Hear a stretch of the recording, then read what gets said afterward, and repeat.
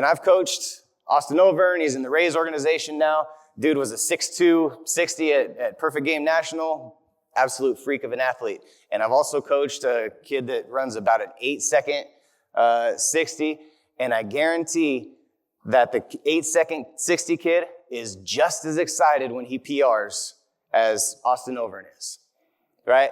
So it drives our intent.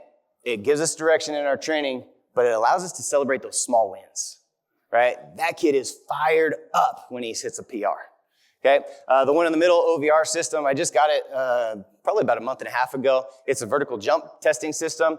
Basically, it times how long you're off the ground, gives you a vertical jump. Easy to run a whole team through really, really quickly. And then the pocket radar, any sort of radar gun, man, if we can throw a medicine ball as hard as we can, if we can throw a baseball, hit a baseball as hard as we can, man, now we're celebrating wins. Now we're driving intent. We're seeing some real adaptations happen. So some of our key competencies, and we're going to jump right into the game. So if you're a camera person, that'll be on the next slide. We'll start running in through some of these games here. But I want kids to be able to go multi-directions. I want them to be able to do lots of things. I want them to have good rhythm. I want them to have good footwork, good feet. Spins, big proponent of spinning, reorienting your body in space, kinesthetic awareness, things like that. Being able to roll, right? Being able to make those dynamic plays that you see where a guy slides in the hole, jumps up, spins, throws, all those kinds of things. I want to make sure that we're incorporating those things into our practices because they're fun, but also because they build better athletes, okay? Crawling. Back in the elementary, first week when I had kids backpedal and they fall down, they break their wrists. First thing I did, first modification I made to our warm-up process was I put them on the ground. Now we're crawling. Not a big bear crawl where their butt's up in the air and they're lumbering back and forth here. I called it a tiger prowl. We want to make it smooth. We want to make it sleek.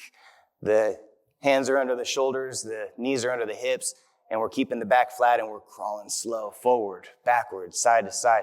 We're building some good tissue strength there, some good shoulder girdles. We're putting them on their hands. We're putting force absorption there. All right, ready to jump into it? It's time to play. My wife said you should leave the volume on to hear the kids squealing, okay? Because they're having a blast. Now you're thinking, all right, we'll see a bunch of 8-year-olds running around. These are varsity baseball players, ages 16 to 18, running around and absolutely squealing, laughing, giggling. So we're going to start with big team games. And guys, please take these to practice. Go to practice on Monday and play. These games you can take as little as 2 minutes, right? 2 minutes of everybody's it tag, man, that'll get them going, get them fired up, prime the system. Okay, you can also make it take as long as you want. So chaos tag, everybody's it. All I do is I set out a little box, right? Lay down cones, have them take off their hats, have them throw their gloves down on the ground, make a little box. There's our boundaries, and everybody's it. Ready, set, go. Head on a swivel. So now we're aware of our situation. We're aware of what's going on here. We're stopping. We're starting. We're changing directions. We're playing. Ever just swooped in because Ben slapped his guy and he felt bad about it. I don't like games necessarily where people get out. As a PE teacher, I want people engaged, right? I want people moving all the time. I don't want them standing on the sideline being, bystanders. I want them in the game. So you see all these guys that are in the plank position. When you're out, we do something to make sure that we're continuing to develop that athleticism. So they're going in the plank position. Saw some athleticism with the hurdles there. We'll get down to our final two here. Presley's clowning around. Ever just goes for the strike. Strike fast, strike hard. Game over. Chaos tag. Everybody's it. It's a blast. It's easy to set up. Kids understand it. Freeze tag, another one. Same thing, right? Set out the cones. We're working on a damp field, so we get some slipping going on today. I'll name a couple freezers, couple taggers, right? All right, you're the Iceman. You're the Iceman. Iceman, your job is to go freeze everybody that you can. They tag people, and then to get unfrozen, you got to do something. So in this one, we did leapfrog, right? If you get frozen, squat down there, have somebody jump up over the top of you, boom, you're unfrozen, back in the game, right? Freezers, your job is to freeze everybody that you can, okay? And this, again, this could be a 2-minute game, guys. Add this right at the end of your dynamic warm-up. All right, freeze tag, let's go. Okay, we're going for it. Other things you can do, right? Have them do 5 push-ups, boom, you're back in the game. Have them do 10 jumping jacks, get a high five from 2 different teammates, you're back in the game. One of my favorites is croquet. You got to make a wicket with your body. You got to get a teammate to roll through the wicket. You're unfrozen, you're good to go, right? We see some really dynamic athletic things show up when we let them play.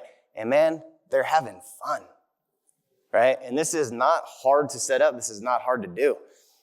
Sharks and minnows, classic. One of my favorite agility games. Man, you want to see intent on the sprinting? This is it right here. This is where we see the athletes. This is where we see the running backs of the world, right? Make a move in open space. Don't stop your feet, Everett. Gets tagged out right there, right? Sharks and minnows, if you don't know, think of a football field, put them on one end zone. They got to run to the other end zone. We put a shark in the middle. Don't get tagged by a shark. If you get tagged by a shark, you become a shark. If you want the game to take a little bit longer, you want fewer sharks. So we make them kelp or seaweed. Oh, you got to go down on your knees. You can still try to tag people, but you move a lot slower, right? These are things that literally I've done before games. We did this before a league game a couple of years ago. It's just that time of year. Kids were a little antsy, maybe school, dragging. It was a big test week or something like that. The other teams over on the other side, what in the world are these guys doing? At the high school level. At the high school level, we're playing sharks and minnows. I'm like, these guys are nuts, right? But it gets them going. What's the difference between this and normal sprints, right? This is more interactive, a little bit more stop and start. Now we're adding that agility component. So a lot of fun with sharks and minnows.